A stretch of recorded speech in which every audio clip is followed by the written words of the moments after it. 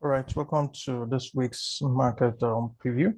Let's quickly run through what's happened last week. So last week, we had a situation where all our training metrics were basically um, telling us to sell. So swing was bearish.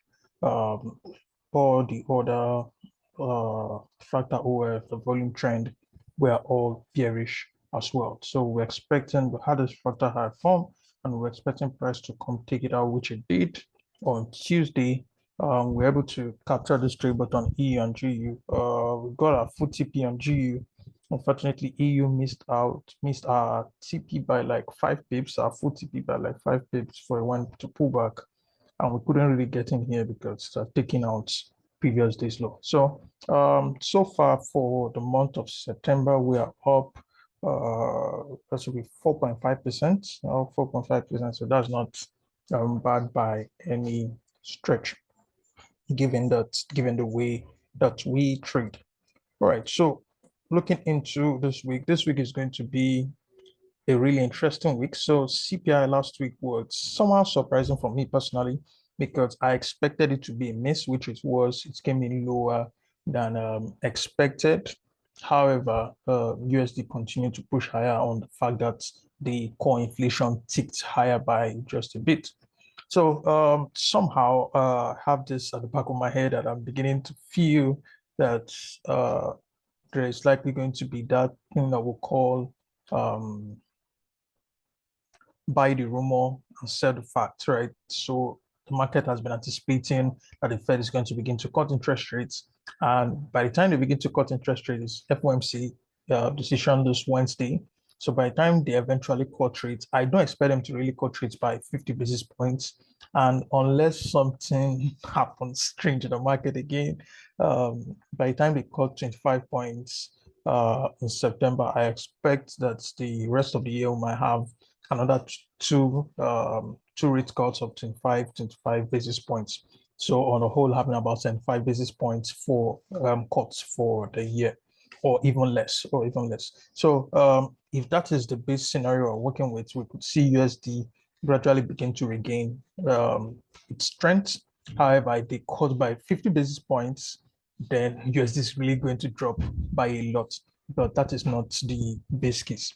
Regardless of those fundamentals, we still follow what price action is doing with technical traders. So follow what price action is doing. And when we look at price, swing shorts is telling us inconclusive, right?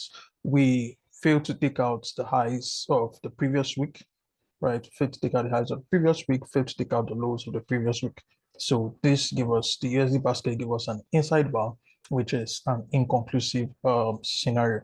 However, if we look at the envelope which we use as a kind of filter, um, I'll be watching to see how this closes. If this closes below the lower boundary, then we are just basically going to scrap the swing short trade for we are going to scrap any buying of the USD off swing short, because when we have inconclusive, what we want to see is we want to see factor highs, factor lows form, and whichever one is taken out first, then we want to trade in the opposite direction. So so far we've not seen. Will this become a factor low? Who knows? We've not seen any formation of factor highs up above here. Want to see form within the week, right? So we've not seen anything form. Price might just continue to play around to dance inside this range, pending what happens on Wednesday. We'll see how the whole scenario develops over the coming days. That's basically tomorrow and earlier on Wednesday. If we look at the fractal OF, so we had this price came very close to it. I mentioned that we could even have a push to go sweep out the stop losses that were here, right? So we didn't see that happen on the USD, but if you look at EU, which we are going to do shortly, they actually took out the liquidity of traders who had their stops here. Let's look at it real quick. All right, so this is the equivalent on Euro USD. So we had this low that formed, which was correspondent to the high on the USD, and then price came to just sweep all that out. So if we are looking at our USD futures, the factor OF on USD futures remains bearish. In fact, today we are seeing them running through this lower fractal again. Right. Volume trend equally remains bearish as well. So fractal OF is bearish. Volume trend is bearish. Swing short is inconclusive for now. We don't have a conclusive bias for now, pending which direction we see the fractal. We see fractals being taken out. All right. Now, once we get the inducement on H4, then we'll have something conclusive to work with as far as swing short is concerned. However, if we go look at EU, we could see that the fractal OF has actually changed on EU. So there are two things that will happen here. It's either that, so EU and dollar is saying two different things at the moment. So EU is saying it's bearish, dollar is saying it's also bearish, which really cannot continue to hold for a long period of time. So I'm expecting either that EU will go ahead and break this fractal high and turn fully bullish, turn back bullish, or we are going to see a scenario where the dollar is going to reverse up and come and take out. This has formed a fractal high. Come and take out this fractal high that has been formed here and turn bullish. So we see these are relatively two equal highs that you have here. So that is another reason outside the fundamental reasons why I am somehow tilting more towards a bullish dollar. However, our strategies for now still telling us bearish. So and that is what I'll be trading for the week. So I'll be looking to sell the USD of fractal OF and the volume trend. Then off swing shorts, I'll be waiting to see what happens during the week.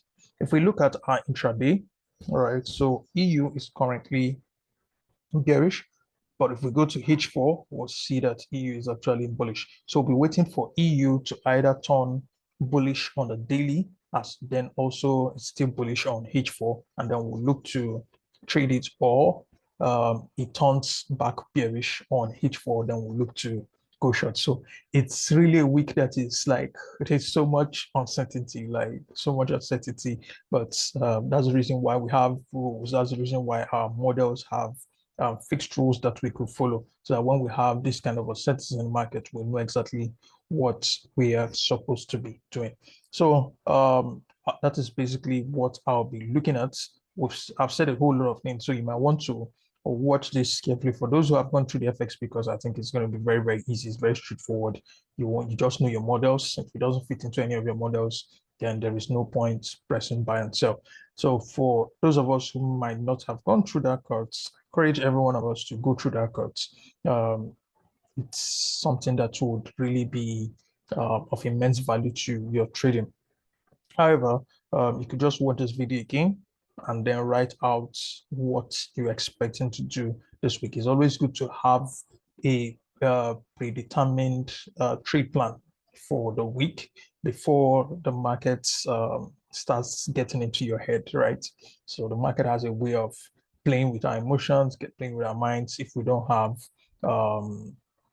a predetermined approach to trading.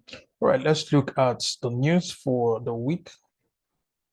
So if we're looking at news,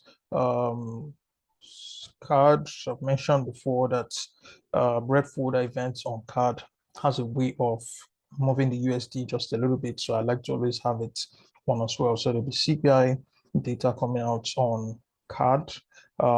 Then we'll have retail sales, US retail sales coming out this on Tuesday, right? So that's basically, I think, yeah, this you said EW economic sentiment from the Eurozone, Germany especially. So one of the things I've just realized is that most of the data that comes out from the Eurozone, it really is almost always in line with the consensus estimates, because by the time the various countries, we know the data from the various countries, it's easy to plot what the Eurozone's own should look like. All right, so let's rush to Wednesday, which is going to be like the key day for the week. So we have inflation data coming in from the UK. We have CPI data from the Eurozone, which is really much of a market mover these days. Then we have building permits in the US, which is really, I doubt is really going to do anything to the market because markets is going to be watching out for the key one, which is the Fed interest rates decision. So apart from the um, rate cut itself that is expected, 25 basis points, that's the consensus estimates. People are going to be watching for the economic projections to see how Fed members are thinking towards further rate cuts. So the base case is to see about 75 um, is the 75 basis point cuts for the rest of the year. All right. So this September and then another one probably October and then November as well. So we'll see how that pans out. Then on Thursday, we have the Bank of England interest rates decision. I'm going to really be watching this one because somehow I believe they might cut. Right. So we'll just watch what happens, and then of course we'll continue to see jobless claims. Jobless claims is going to, or job data is going to continue to hold a big sway over the markets, given the recent trend of data we've had of bad job reports. So market participants are going to be watching out for either improvements or to see a situation where the Fed might need to actually cut much faster than they originally anticipated. All right, then on Friday, JPY, Bank of Japan, will have their own interest rate decision. And then what really concerns us there is the retail sales data that is going to be coming in from the UK. That's really what we want to watch out for as far as that's concerned. So for this week, the key thing that market participants are really going to be watching out for, it's the FOMC decision, and then what's it called, the jobs data as well that is going to be coming out. And then, of course, Bank of England interest rate decision as well. Very, very key to the market if you're going to be trading any GBP related pair. So that's going to be that for this market preview. Have a good trading week.